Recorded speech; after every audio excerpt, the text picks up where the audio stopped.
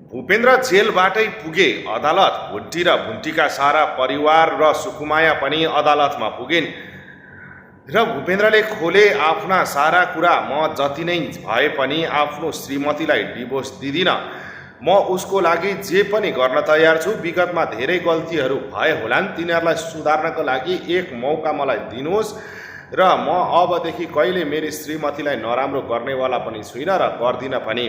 विगतमा जति जे भयो भयो, अबदेखि मबाट यस्तो हुँदैन भनेपछि सुकुमायातिर हेर्दै भुन्टीले पनि आँखाभरि आँसु बनाउँदै आफ्नो श्रीमानतिर हेरिरहेकी थिइन्।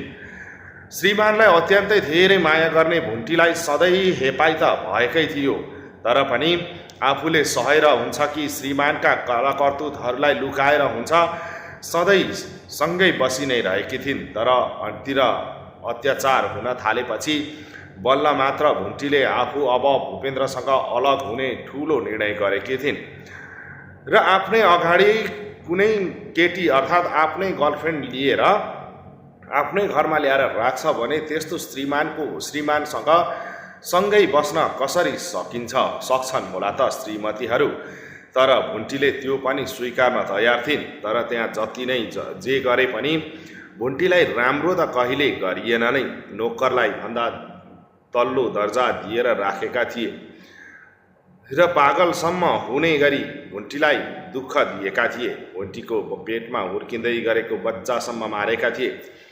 त्यति हुँदा पनि भुन्टीले आफ्नो श्रीमानको साथ कहिले छोडिनन्। तर सधैँभरि उहीमाथि नराम्रो मात्र भइरहँदा र श्रीमानले पनि साथ नदी छोडेपछि अब भुन्टीको अर्को विकल्प केही रहेन। त्यही भएर भुन्टीले डिभोर्स मागेकी थिइन्। तर अहिले भूपेन्द्रले बल्ल बुझ्दैछन् वास्तविक जिन्दगी के हो र मैले के गरिरहेको छु र यति धेरै असल श्रीमतीलाई आज मैले डिभोर्स दिएँ भने मैले कुकुरले नपाउने दुःख पाउँछु।